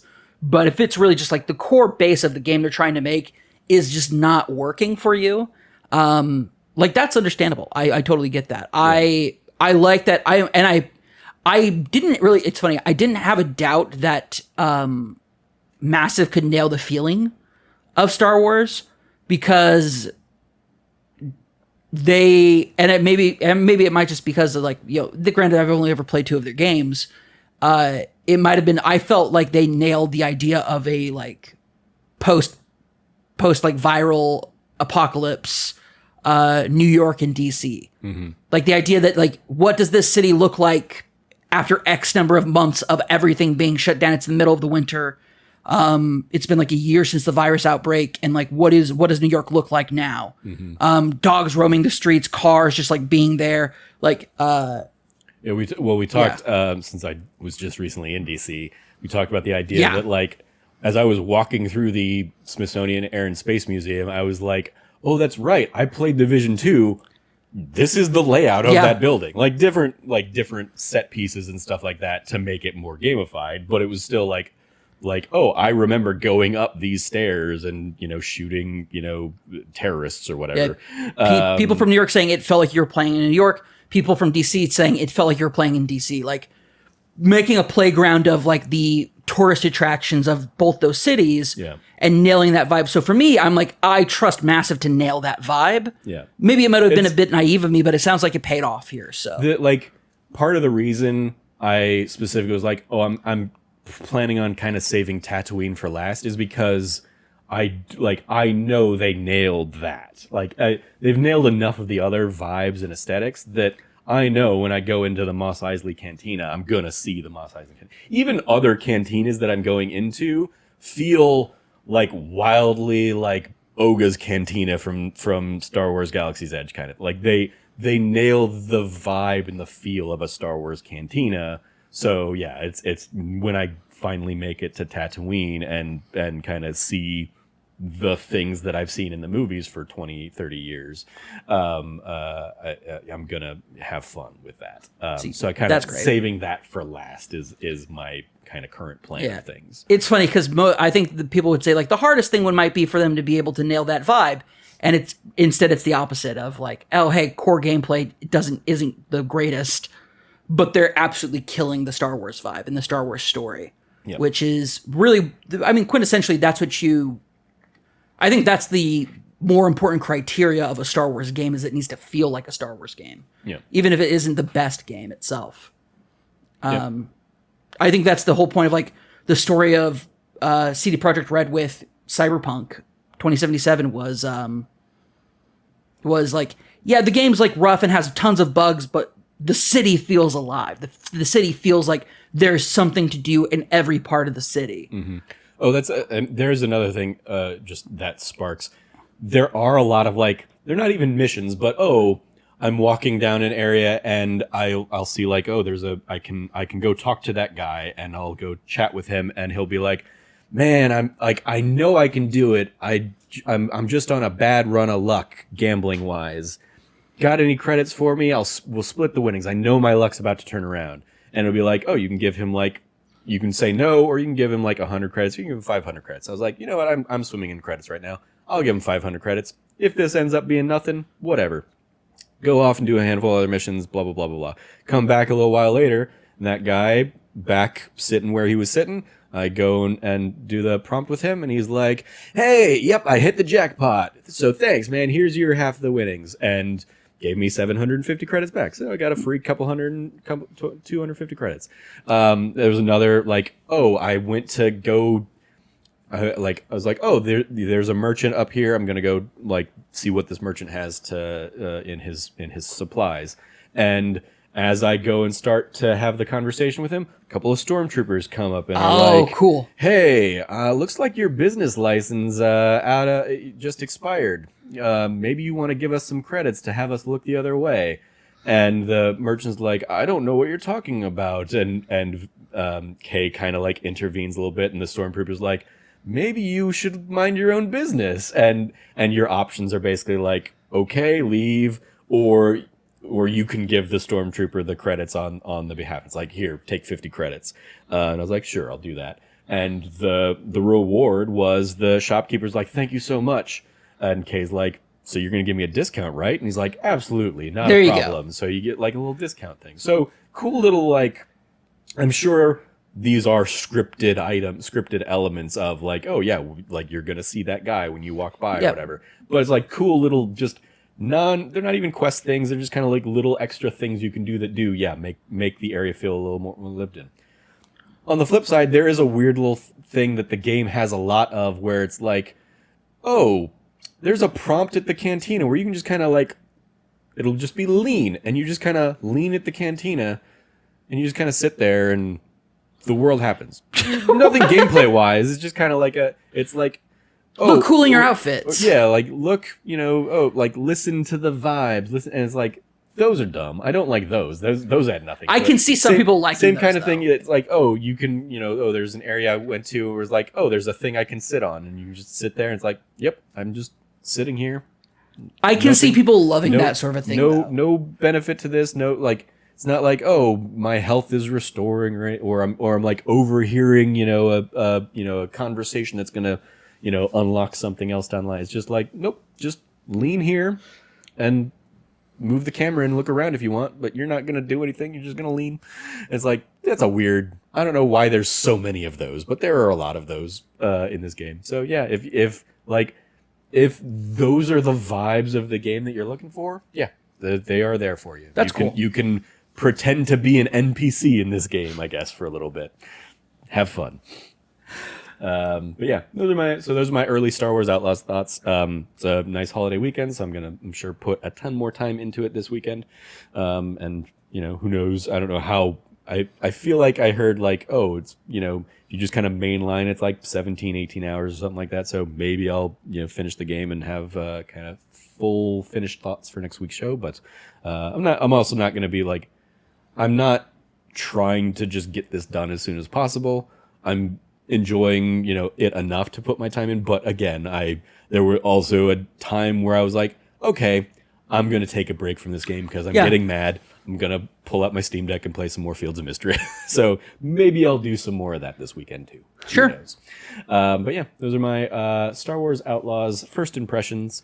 Again, I'm like only on the second planet. I've unlocked I'm basically like in the process of unlocking the fourth of my like ally characters that have like abilities associated with them and stuff like that. So of I think 8 or 9.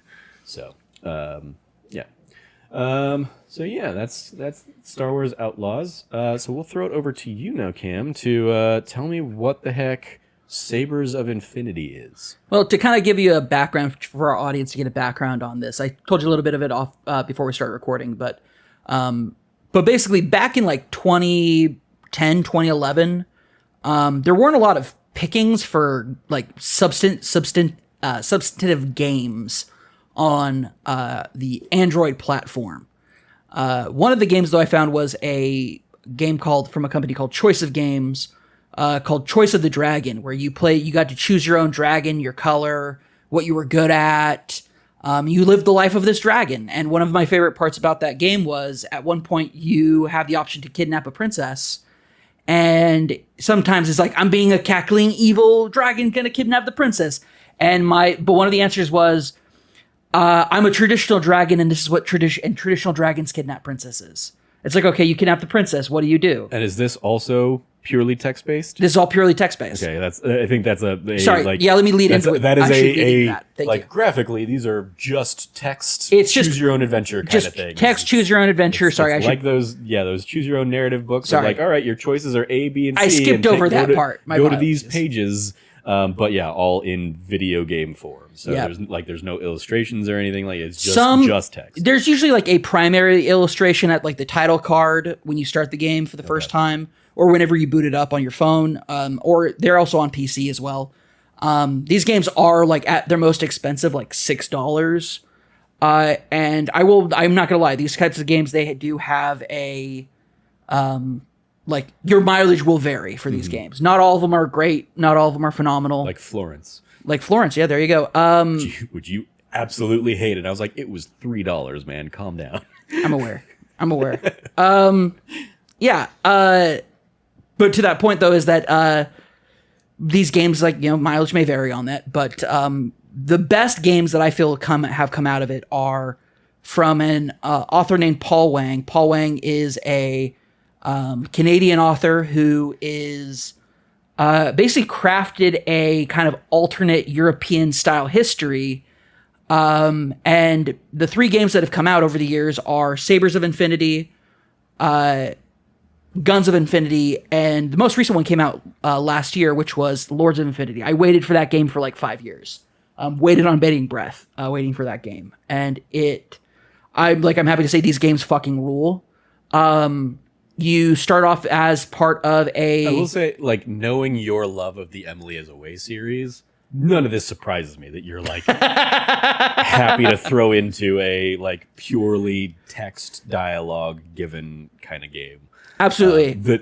This doesn't even have the like added nostalgia of the AIM or Facebook early designs or anything like that. This is just text, just the text. Imagine, this is like a fantasy version of like a war between France and Britain. Britain is Atoria, France is Antari, but granted, it's not like topography the same because Antari has like jungles and stuff like that, and so like there's a lot more stuff there. It's very much if you're familiar with the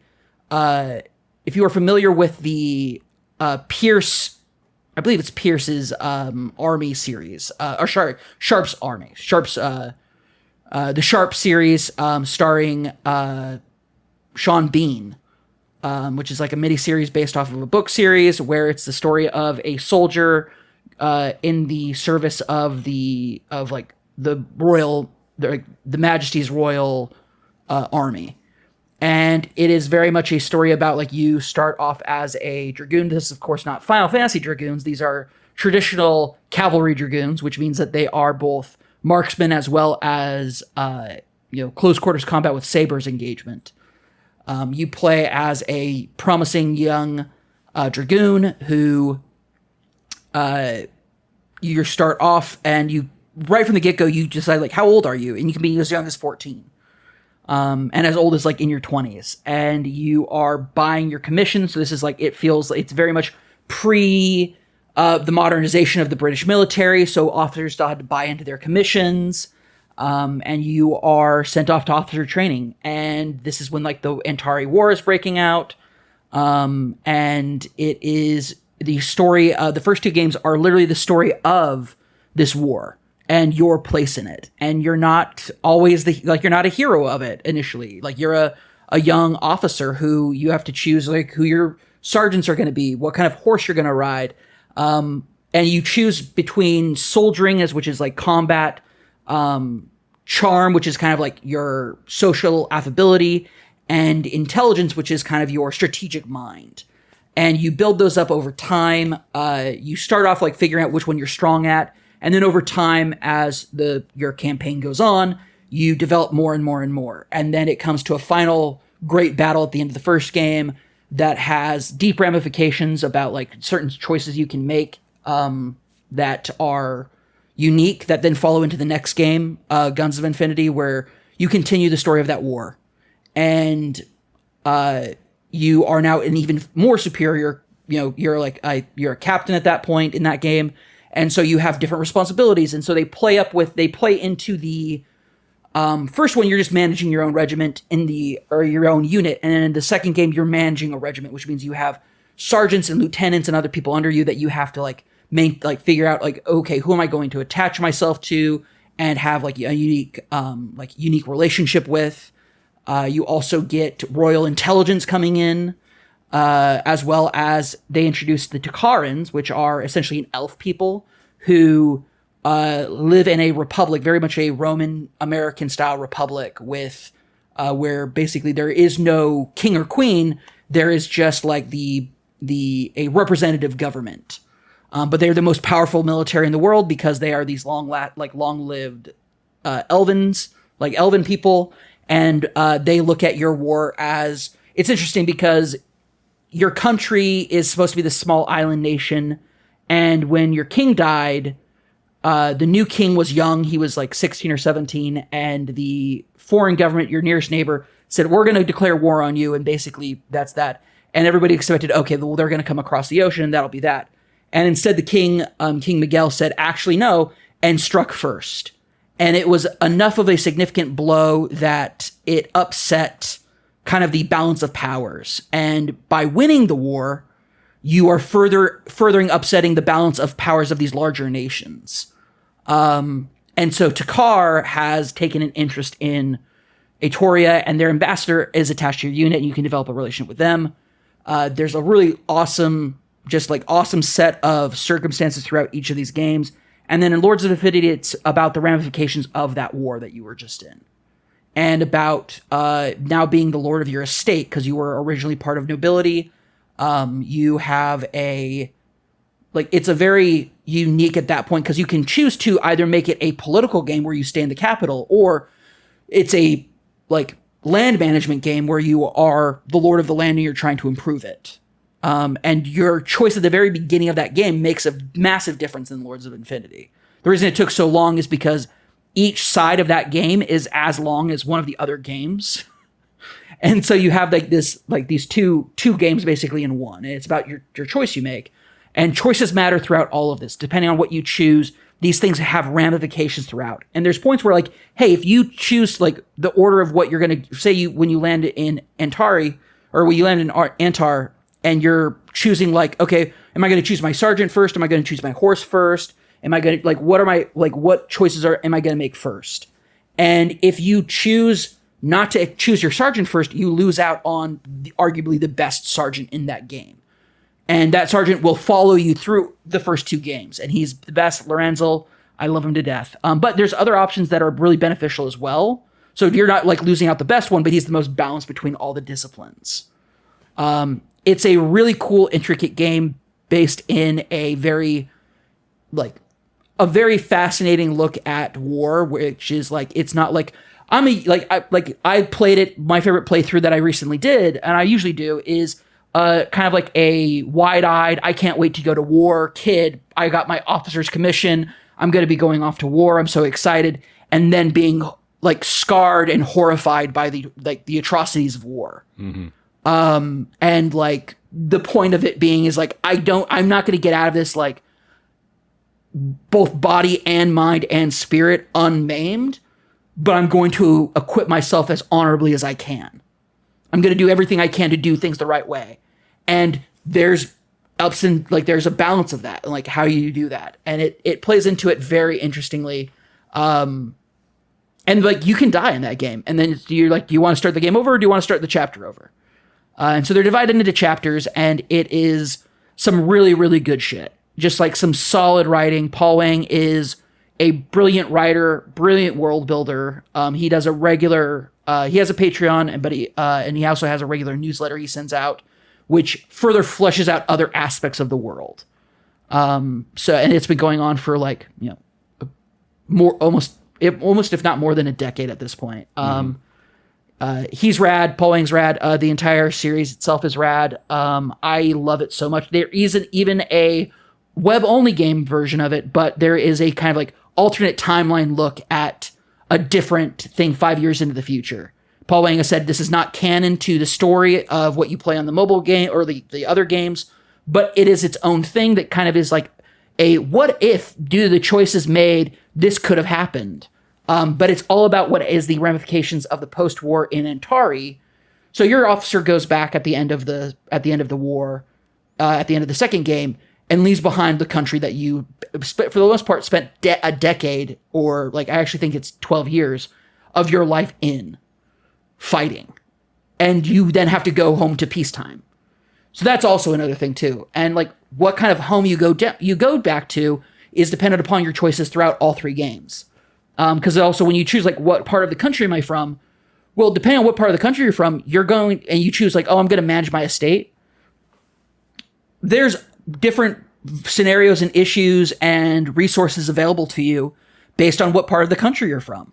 Sure. And that's part of it. And that is a massive part of it. And it's... Oh, you're playing Oregon Trail? Well, if you're a banker, you got way more money to start out with than if you're a carpenter. Yeah, but imagine that if you're like, oh, you're a banker, cool, but then you suck at farming or you suck at this, and like there's ramifications to all of your choices, and they're all statistically lined up. There were an Oregon Trail too. Yeah, I just never actually learned that until many years later because I was always like, well, the banker has more money. I'm going to be the banker. I need to buy all of the things. But yeah, it's like, oh, if you're a carpenter, yeah, you're better at like fixing the wagon and stuff like that. And I was like, oh, I didn't know that until many years later. If you were a farmer, you're better at taking care of the animals, and like you have less animals like that might die. Yep. It's the same thing here, and they're all ranked in percentages. And if you're ever like, man, I don't know about all these names because some of them are like really like there's a lot of like my character for the games is Alaric Dal Sandoriel. And it's like, if that sounds goofy to you, don't worry. There's a guide to all the characters as you meet them in each of the, like you can pause the game by going to info instead. Determining the name, or do you like choose you choose your character's name. Okay. But if you're ever like, hey, I forgot who this character is, you go to your your stats button, and there's an option to look at like, here are the important figures in the story, and you can go to it, and it gives you a detail of like, and also depending on your relationship with these people, you might you'll have a different interaction. There's a character who at the end of the second game you meet again, and depending on the choices you make when you first meet them in the first game, you can have a very different kind of relationship with that character, to the point where it's like you get very unique dialogue to that. Like I didn't have a good relationship with the character, and so like I basically like confronted him as a scoundrel and a cad, and like really was just like, I cannot like. The fact that you were still wearing an officer's uniform disgusts me. And it's like, there's some really cool shit that goes down with that. Also, in the second game, they introduced some ladies. And there's some like romance options and stuff like that in it.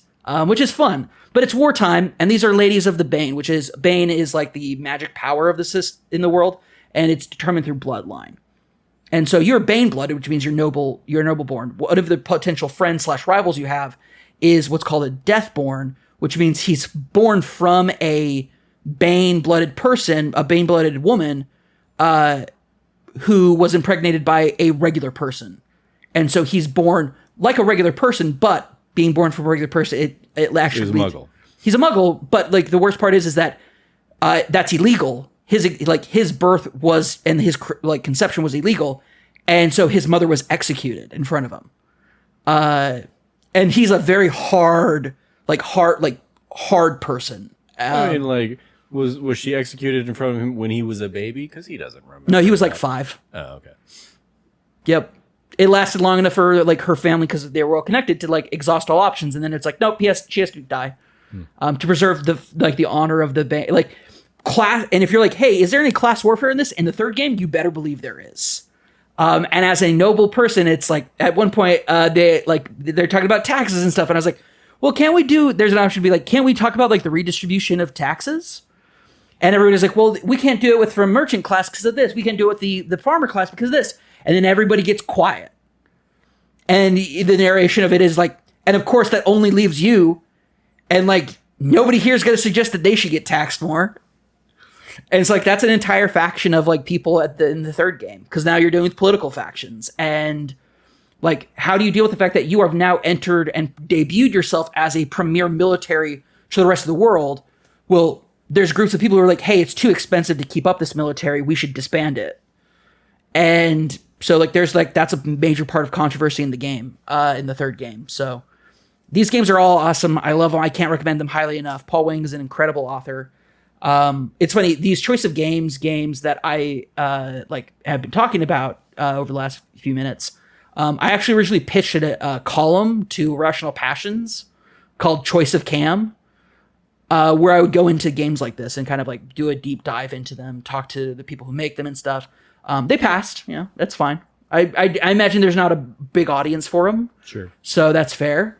And they're also like pivoting to like more video content at the time anyway. So it's cool. But I love that. I love these games. I've played through so many of them. I have not nearly played through all of them. Looked for the reviews. So I was on the Steam page looking at these, and it's like, oh, buy Sabres of Infinity, $6. Buy the Infinity series, so Sabres, Guns, and Lords of Infinity. Save 15%, $22.07. Cool. Buy every game from Hosted Games. 110 items for just under $600. And that's with a 15% savings. And I was like, wow. I'm going to put this out there. Steam is not the place to buy these games. Oh, of course. Yeah. These games are much cheaper on mobile. Sure. Especially if you wait a while for them to get cheaper. I paid a full $6 for Lords of Infinity because I waited for that game for 5 years. Oh, yeah. I'm sure these are the kinds of things that go on sale all the time. Oh yeah, they do. But yeah. They're like majority of them are fantastic. Choice of Dragon has had numerous updates over the years because it was the first one, and so like they've gone back to add like more art and stuff to it. A lot of these games do have more art in them. Some of them have like a lot more of like graphical interface to it as far as like your options, but they're all based out of the same same UI system, the same UX system, which makes their engine is a universal open source engine.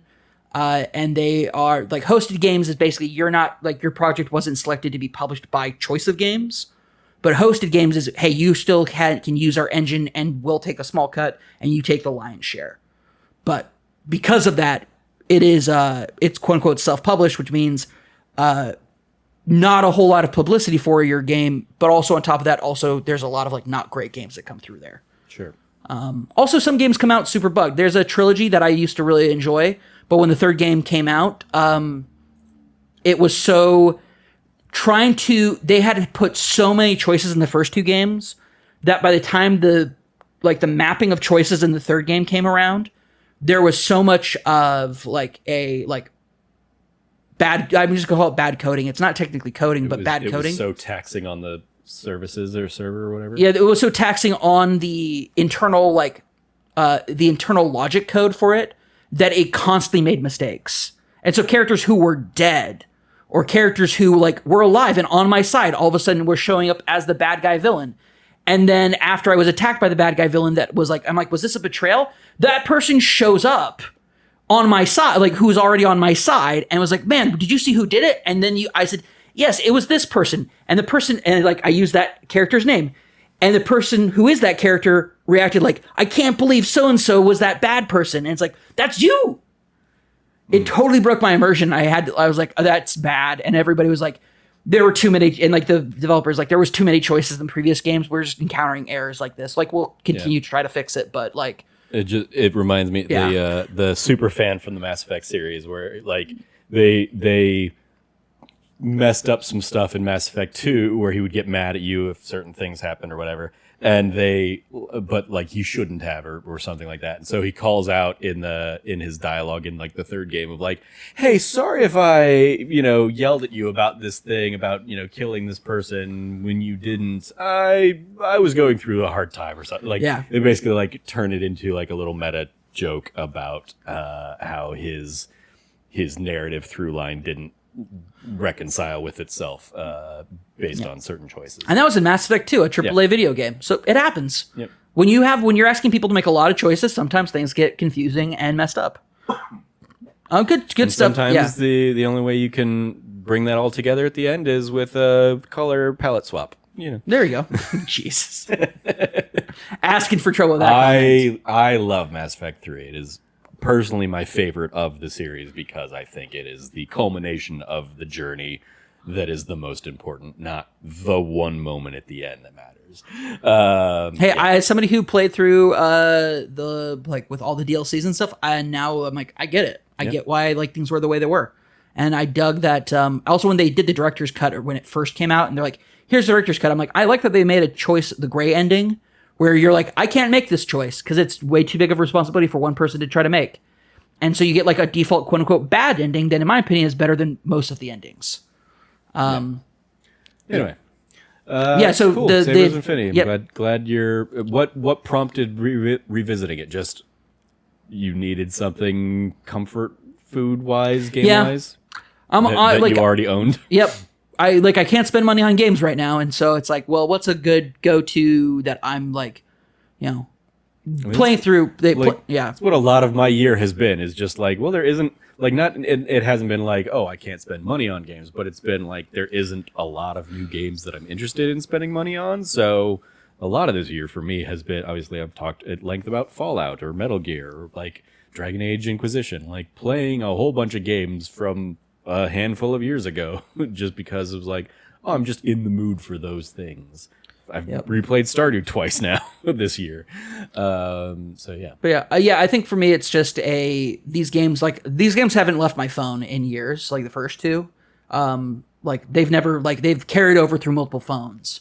And great thing about hosted games is that, and like choice of games, is that they have an online save server.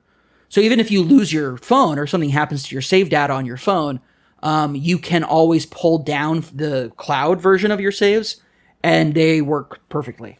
No issues with that. So it's tied to your email you have address. An account. Yeah. You don't even have an account. It just recognizes by the email address you enter. If you enter my email address on, hey, I want to import a save, you do that, and you'll get my full list of saves. Because there's no password check on it, and at the end of the day, it's not like it needs to be password protected. It's not private information. Yeah. It's just save data. But it's also the cool thing about it, hey, does anybody have a good save where this choice was made so I don't have to replay this other game? Cool. Grab that. Nice. Yeah, it's one of the few, these are one of the few games that have kind of a consistent carryover that I think works, and Paul Wang has created such a fascinating universe that is fun to explore as far as narratively, and what is it it's cool that it's you are also held by the constraints of your position in society. You can't just be I'm going to be a bloodthirsty psycho. In a way you can, but that's considered quote unquote appropriate for the time. Mm-hmm. But yeah, you are, you can make cutthroat decisions and stuff that people will label you a butcher, but it's not necessarily I've started committing genocide against the Antari. That's not happening. Mm-hmm. It's really good stuff, and it deals with a lot of ideas about the turning point of genteel combat in war. The idea of we're all going to get in lines and look at each other and fire, and more of this is post that and more into of roving bands of different units and stuff across major geographic areas, holding bases. It's really awesome. I can't recommend these games enough. Cool. I'm glad you're enjoying revisiting them. All right. Well, I think that is going to do it for this week's episode. Thank you, Cam, for joining me to talk Star Wars Outlaws and Sabres of Infinity / Guns of Infinity / Lords of Infinity. Yep. Was that yeah. Very cool. Let's go around our table with any plugs we might have. You can follow Cameron at Rev Cabot, 2 B's and 2 T's. Anything you want to give a shout out to there, Cam? Yeah, obviously Trevor and I aren't at PAX West this year, but we have tons of friends who are. So, but why though? Any other, SDGC. There's so many people out there right now who are doing coverage. Comfy Games is doing an entire booth there. Go check them out if you're up at PAX. I mean, PAX is over by the time you listen to Yeah, this. pretty much by the time you're listening to this. You might, if you catch this like the morning of. Yeah. You'll So I guess have a day of PAX. not Comfy Games. Hope you had a good time at PAX. Yeah, if you, but if you want a coverage of PAX, like these are some excellent outlets that I would highly suggest you listen to. SCGC for podcasts and for like written pieces, I would say, but why though is probably the best one right now. Cool.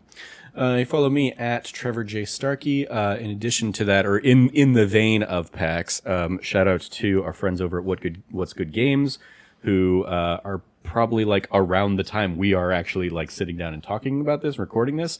They're getting ready or about to have their kind of send-off party with Life is Strange Double Exposure. Their kind of like final farewell. That's why I wear my What's Good Games shirts in honor of them and in celebration of them, and because bummed. Those were always great fun parties to attend in PAX Wests of the past, and I'm bummed that I won't be around for their final hurrah as they are winding things down here in the next month or so. But shout out to them. They've always been great and always just a bunch of lovely people. So shout out to Andrea and Britt and Rihanna, as well as Steimer and Alexa Ray Correa in the past of What's Good Games. Shout out to their unnamed producer, John Drake, and just all the great guests and stuff they've had over the years. A wonderful send-off to them. An incredible run they've had, and honestly, some of the nicest people you'll ever meet in your entire life. Indeed. In the like, hey, pitching our stuff, go check out, we just wrapped up our month of 90s movies over on That D Plus show with Mrs. Doubtfire. Logan joined Cameron and I for that one, so it was a fun kind of like, hey, how does this movie hold up? 25 plus years later, what did we think of it? How have our opinions on the movie changed since we were, kids when we probably watched it, versus our 30-something selves now. So yeah, shout out to that one. You follow all of us over at That Nerdy Site, or go to thatnerdysite.com for all the latest from us.